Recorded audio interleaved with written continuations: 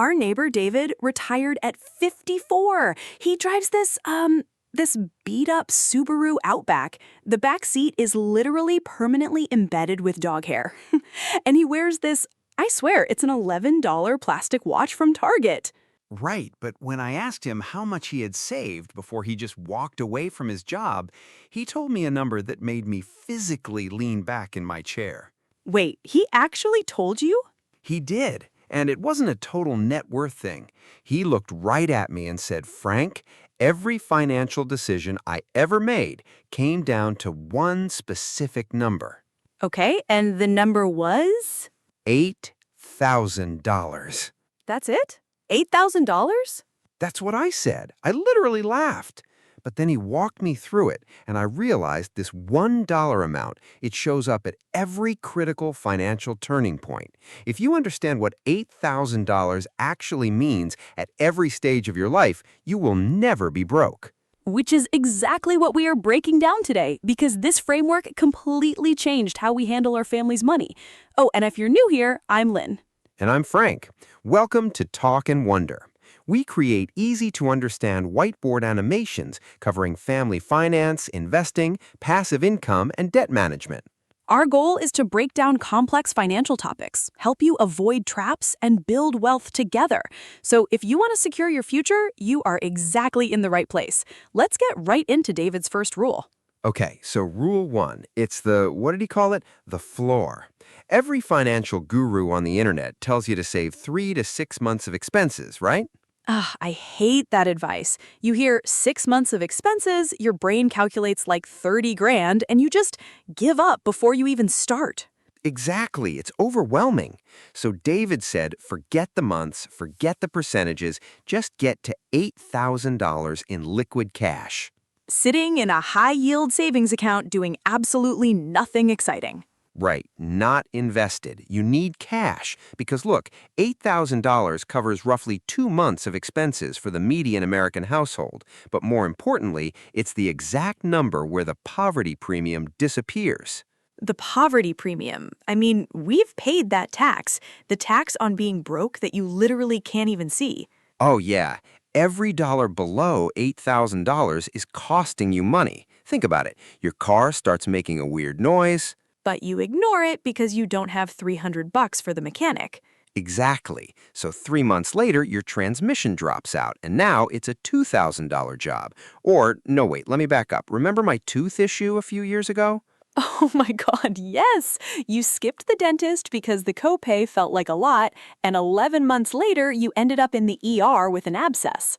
It was a $4,000 bill, literally, because we didn't have the cash buffer. You buy the cheap tires that wear out in 18 months instead of 4 years. You pay for convenience constantly, the quick oil change place that charges double, the overdraft fees. Add it all up, and over 3 years, you're literally paying thousands of dollars for the privilege of being broke. But the $8,000 buffer, it doesn't earn you anything, but it stops you from losing everything. It's the foundation.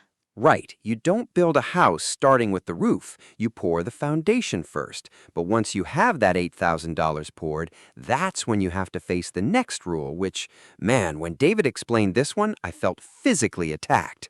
Because you were violating it so badly with that car of yours. Yeah, let's talk about the SUV. So, David's second rule, David, by the way, is the neighbor who taught us this whole framework. Rule number 2. Do not spend more than $8,000 on a car until your invested assets, not your income, your actual investments, exceed $100,000. And when David told you this, you were driving, what was it? A $32,000 SUV that I had financed for 6 years, and my investments at the time were maybe 11 grand. So your car was literally worth 3 times your entire portfolio. Embarrassedly, exactly.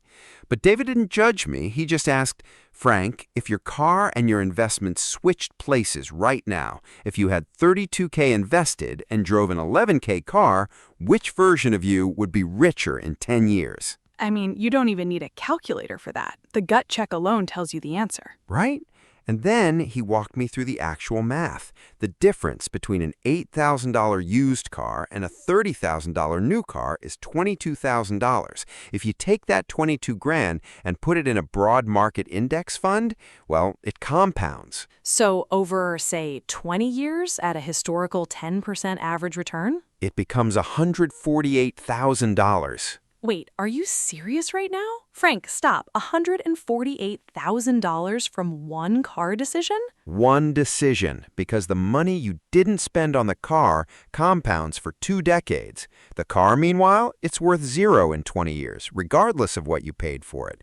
Both the $8,000 Camry and the $30,000 SUV end up in the exact same junkyard. The only difference is what happened to the gap between them, which is why you sold that SUV like 2 months after that conversation. Best decision I ever made. Bought a 2016 Civic for $7,200. But I know what people are thinking right now. But Frank, an $8,000 car is a piece of junk. I'm just buying breakdowns and repair bills. I thought the exact same thing when you brought it home. I was like, are we going to be stranded on the highway? But the data actually completely wrecks that argument. It does. Look at Consumer Reports. A 5 to 8-year-old Honda, Toyota, or Mazda with under 100,000 miles is statistically more reliable than a brand new car from most American or European manufacturers. You're not buying a worse car. You're buying a machine that someone else already took the massive depreciation hit on. I mean, new cars lose like 20% of their value the literal second you drive them off the lot. And 60% in the first 5 years. The mechanical risk of a well-maintained used car is negligible, but the financial risk of financing a $30K car versus paying cash for an $8K car is the difference between building wealth and just treading water for half a decade. Okay, so that fixes the car problem, but you still have to actually put that money to work, which brings us to David's third rule. And this one is about the absolute minimum price of your future.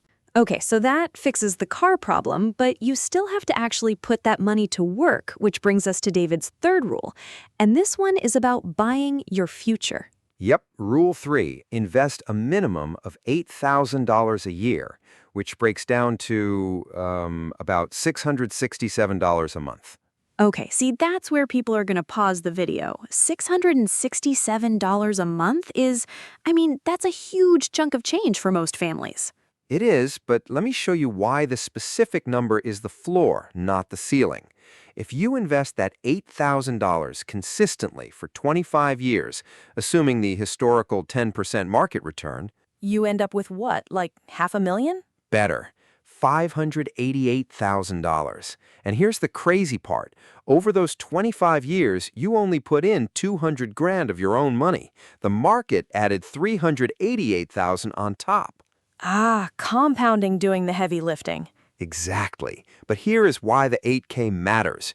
If you use the standard 4% withdrawal rule on that $588,000, it generates roughly $23,500 a year in retirement. Add Social Security, and for most Americans, well, that's a livable retirement. But if you dip below it, the math completely breaks. If you only invest $5,000 a year, you end up with $367K, which generates about $14,700 annually. oh, God, that's literally below the poverty line. Right. The gap between investing $5,000 and $8,000 a year, which is just a $250 a month difference, is the gap between a retirement that works and one that doesn't. So David actually said something about this that stuck with me. He said $8,000 is the price of a future. Yeah, he was blunt about it. He said below that, you're basically buying lottery tickets with your retirement. Above it, you're buying certainty. The first 8K matters more than the next 50K because it's the difference between zero and something. And I want to jump in here because I know someone listening is screaming at their screen right now saying, I literally cannot find $667 a month. I want to challenge that because we used to say the exact same thing. we definitely did.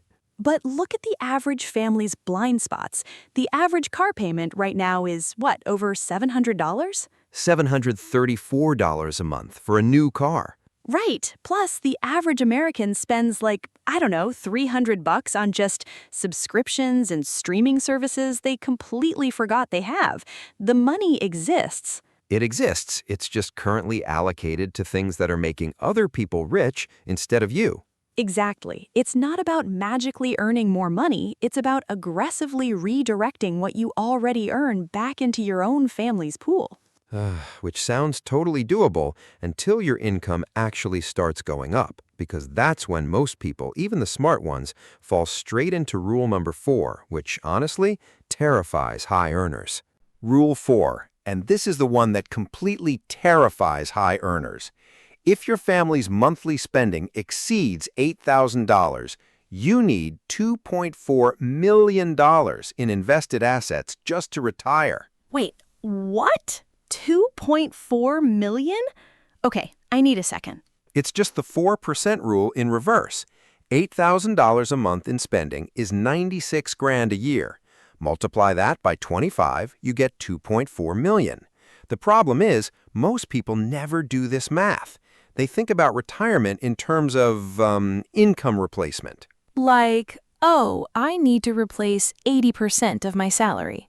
Exactly. But that framing hides the real number. Your salary isn't what you need to replace. Your spending is.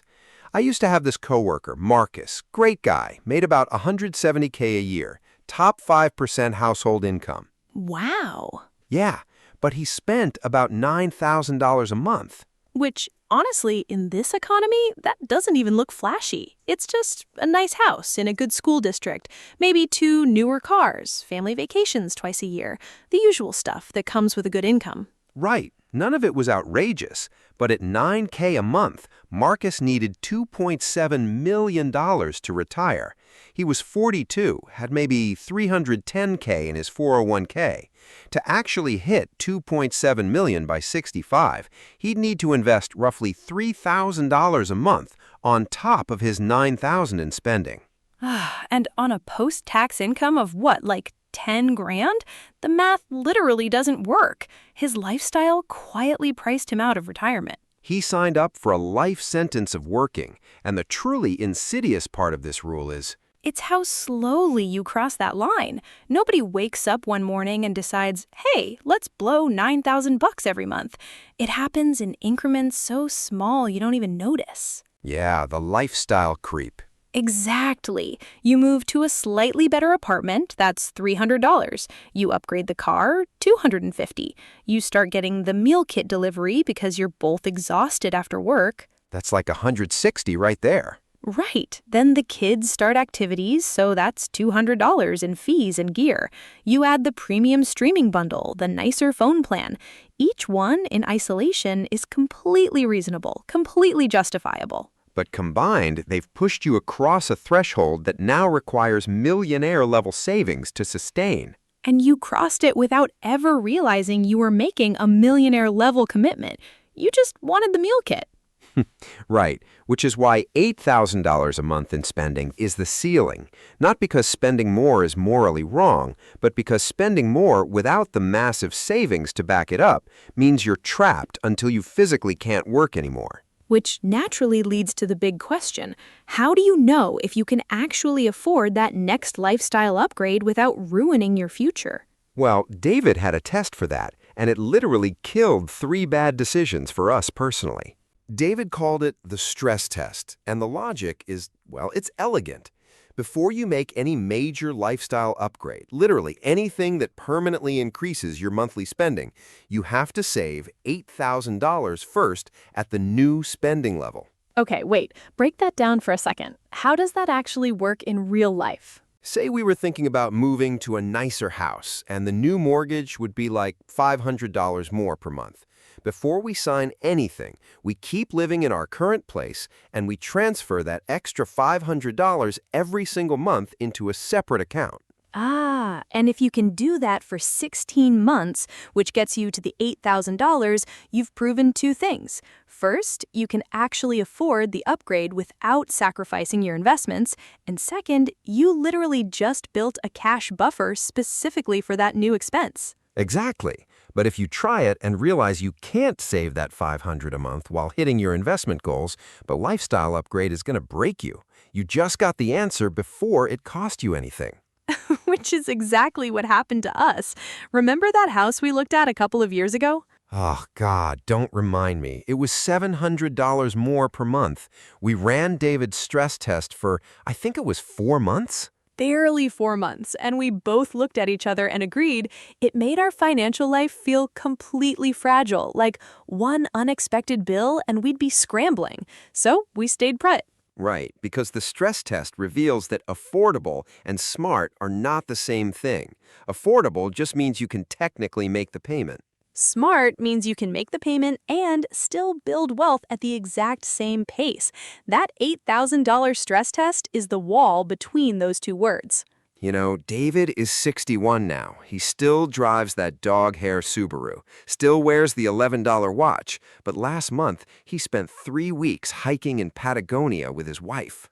Because he can. Because absolutely nothing in his financial life requires him to be sitting at a desk on Monday morning. He told me once, wealthy people don't have a complicated system. They have a simple system they never ever violate. It really is just one number, so I'm genuinely curious, which of these 5 rules hit you guys the hardest? Tell us in the comments, because Frank literally reads every single one.